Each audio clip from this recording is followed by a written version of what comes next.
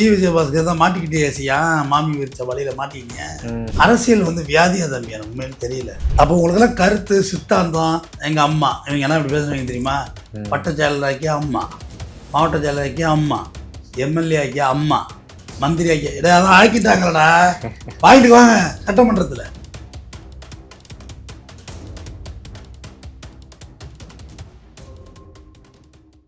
Sir வணக்கம். Sir வணக்கம் sir. கட்சி தாவலில் இருந்து அங்கேருந்து இங்கே வந்து 2 பேர்த்துக்கு ஒரு பெரிய போஸ்டிங் கொடுத்துருக்கா கேள்விப்பட்டோம். எம்ஆர் விஜயபாஸ்கர், அப்புறம் சி விஜயபாஸ்கர்.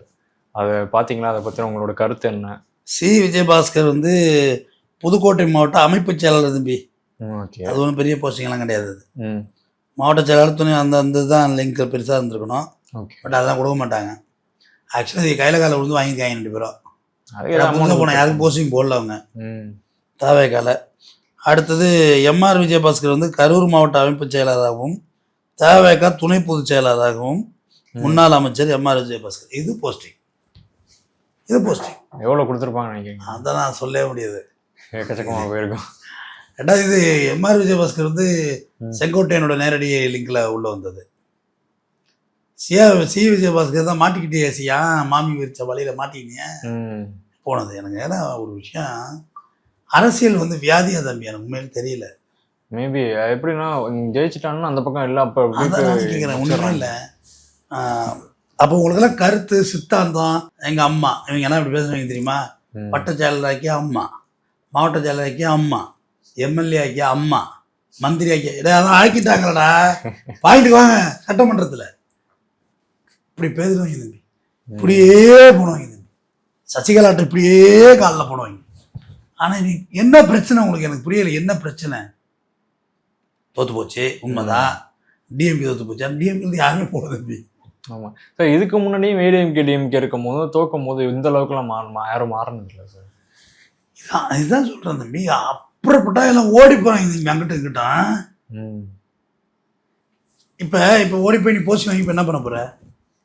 ஒன்றும் பண்ண முடியாது. அவங்கள மீறி எதுவும் பண்ண முடியாது. தாவேக்கால ஒரு சின்ன விசில் அடித்தா கொஞ்சம் ஒரு நாள் ஜெயிக்க முடியாது. செவ்வில் வச்சு விட்ருவாங்க தெரியுங்க பட்டுன்னு. அவனுக்கு கண்டுக்கவே மாட்டானுங்க. அவனுக்கு உலகமே வேறு தம்பி, நீங்கள் வேறு. இவங்க நினச்சிக்கிறேன் அந்த வேட்டியை படப்படன்னு கட்டிட்டு போய் துண்டை கட்டிட்டு காரில் படப்படன்னு கொடியாட்டிட்டு போய் இறங்கிடலான்னு. பின்னாடி போக மாட்டானுங்க அவங்களாம். யார் பின்னாடி போகணுமோ அங்கே மட்டும் தான் போவாங்க. அவங்களுக்கு தேவை இந்த ஒற்றை முகம் விஜய். வேறு எதாவது பற்றி கவலைப்பட மாட்டாங்க. போய்கிட்டே இருப்பாங்க, வந்துக்கிட்டே இருப்பாங்க. சீட்டு கொடுத்துட போகிறாங்க அவனுக்கு. சொல்லுங்கள், பேசுவோமே. சீட்டு கொடுத்துருவாங்களா? கொடுக்க மாட்டாங்க. சீட்டே கிடையாது. இந்த விஜய் சொல்கிறால தான் சீட்டு. இவங்களாம் சீட்லாம் கிடையாது தம்பி. இவங்க 2 பேரும் முன்னாள் அமைச்சர்கள் தம்பி. இதில் இந்த மருத்துவத்துறை மந்திரியாக இருந்தார் பாருங்க. ஆமாம். அவர் பெனாயில் ஊழல் இருக்கு அவர் மேலே. சானிடைசர் பெனாயில் ஊழல் இருக்கு. இவர் எம்ஆர் விஜயபாஸ்கர் சொல்லவே வேண்டாம்.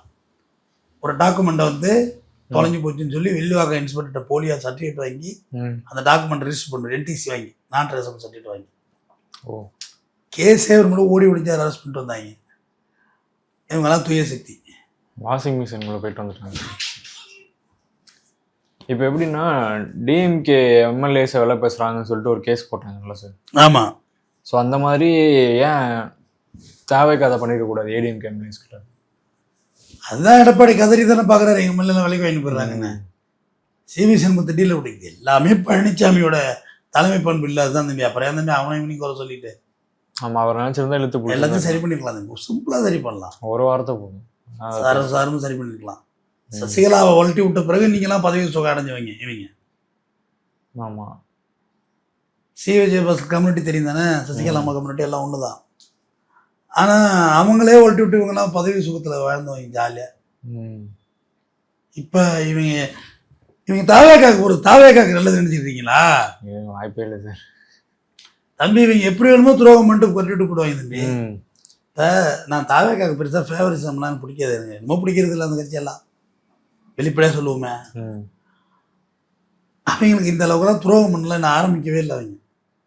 அவங்க இன்னும் அரசியலுக்குள்ள முழுசாக என்ட்ரு ஆகலை. அரசியலுங்கிறது கால் வைக்கிறதெல்லாம் கண்ணி வெடி தான் இருக்கும்.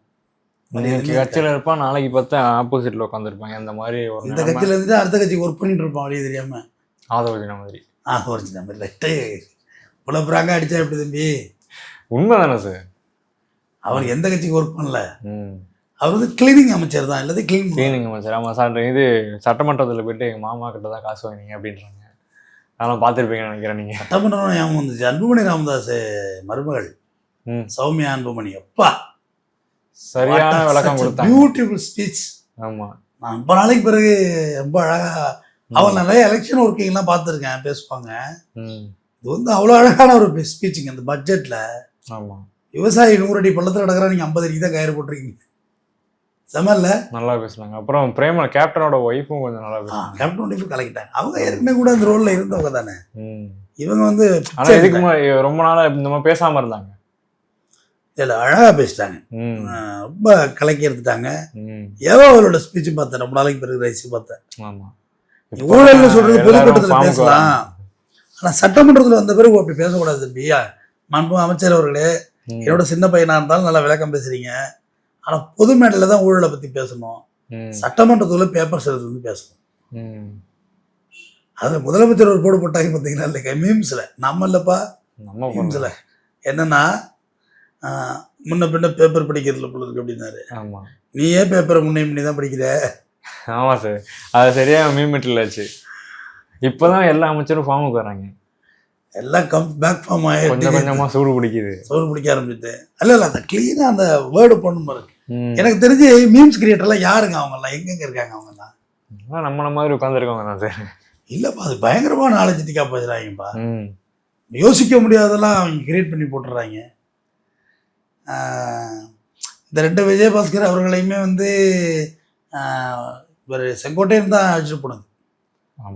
செங்கல்லாம் அதிமுக பிரித்தது செங்கோட்டையனுக்கு ஒரு பங்கு உண்டு, பெரும்பங்கு உண்டு. தம்பி நம்ம கட்சி நடத்துகிறோம், இவன் வெளியே போயிட்டா நம்ம காலி ஆகிடுவோங்கிற பேசிக் நாலேஜ் வேண்டாமா? அது தெரியாமல் இருந்திருக்குமா சார்? தம்பி கலைஞர் வந்து எல்லாருமே சாணக்கியன்னு சொல்கிறாங்க தானே. ஆமாம், அரசியல் ஆளுமை தானே, மாற்றுக்கிறது இல்லை. அவ்வளோ விவரமாக இருந்திருந்தா எம்ஜிஆரே போகக்கூடாது தம்பி. ஆமாம், போகவே விட்டுருக்கக்கூடாது. ஒரு சரி பண்ணியிருக்கணும், இல்லை சரியே பண்ணியிருக்கணும், 2ல் ஏதாவது ஒன்று பண்ணியிருக்கணும். அவ்வளோ விவரமாக இருந்தால் வைகோ கட்சி விட்டு விட்டுருக்கூடாது. அவர் இருக்கிறது ஒன்றும் இல்லாத ஒன்று தான் சார். அப்போ சொல்கிறேன், அப்போ 70 மேற்பட்ட மாவட்ட செயலர் போயிட்டாங்க தம்பி. அவரை விட அதுமே இன்னைக்கு பெரிய தாவேக்காவோட வளர்ச்சியை நீங்கள் பார்த்துட போகிறீங்க. ஆனால் ராகுல் காந்தி பிரதமர் ஆகிடுவார் இடையில நம்பிட்டு இருந்தீங்களா? நம்பாதீங்க, ஆகவே முடியாது. ஏன் சார் அப்படி சொல்கிறீங்க? ஏன்னா வைகோவும் துரை வைக்கவும் அண்ணன் முருகேசன் வாழ்க, அமெரிக்க ஜனாதிபதி முருகேசன் வாழ்கிற மாதிரி வாழ்த்திட்டாங்க. அப்போ முடியாது சார். அந்த வடிவேலு ஜோக்கு சொல்ல வாங்கின கொய்யால காசுக்கு மேலே கூறாண்ட கொய்யால. இப்போ அடுத்த ப்ராசஸ் வந்து காங்கிரஸும் டிவிக்கு அவங்களுக்கு. இப்போ தெரியல வைகோவுக்கு ஈழப்போரில் வந்து காங்கிரஸ் தான் செஞ்சதுன்னு இப்போ தெரியலையா வைகோவுக்கு? இப்படிலாம் போகும்போது தான் சார் அந்த கொள்கை கோட்பாடுலாம் அவங்களுக்கு எங்கே போயிடுது, சிதறிடுவாங்க தம்பி. அப்போ நான் கேட்குற சிம்பிள் கொஸ்டின், காங்கிரஸ் கை ரத்தம் படித்த கை அப்படின்னு இப்போ தெரியலன்னு கேட்டேன். பணம் மறைச்சிருக்குமா சார்? பணம் பதவி என் திமுகவுக்கு வந்திருந்தாரு, ஊழல் கரைபிடித்த திமுகவுக்கு மானமுள்ள எவனாவது கூட்டணி வருவானான்னு சொன்னார். 18 மாதம் ஜெயில் ஒதுக்கி போட்டு திரும்பி பொட்டாச்சட்டத்தில் ஜெயலலிதா. அண்ணன் தங்கச்சியில் சண்டை வர்றது இல்லை, அது மாதிரி சண்டை போல. இல்லை என்னடா பொசுக்குன்னு பேசிவிட்ட அப்படிங்கிற மாதிரி. வைகோலாம் பெரிய ஒரு ஆளுமையான தலைவராக நினச்சா பேசுறதெல்லாம் கேட்டு ரசிச்சு ஒரு வழியில் ஹெல்ப் பண்ணியிருக்காரு, பேச கற்றுக் கொடுத்துருக்காரு. ஆமாம், அம்மாஞ்சலி பிரயோஜனம் ஒரு பேச்சு, மேடை பேச்சும் பாடை அலங்காரம். பாடைக்கு என்னத்தை அலங்காரம் பண்ணாலும் கொண்ட சுடுகாட்டில் வெட்டி எஞ்சிருவாங்க, பாடை எடுத்து வர மாட்டாங்க. எவ்வளோ பெரிய பாடம் வேணுமோ கட்டலாம், பாடை ஸ்ட்ரக்சர் எவ்வளோ பெருசாக வேணுமோ கட்டலாம். மேடை பேச்சும் அப்படி தான் தம்பி. அம்மாஞ்சலி கறிக்காவாது, ஏட்டு சுரைக்காய் கறிக்காவாது. அவர் அதே கதை தான். தொடர்ந்து அரசியல் நகர்வோட பேசுவோம். நன்றி சார்.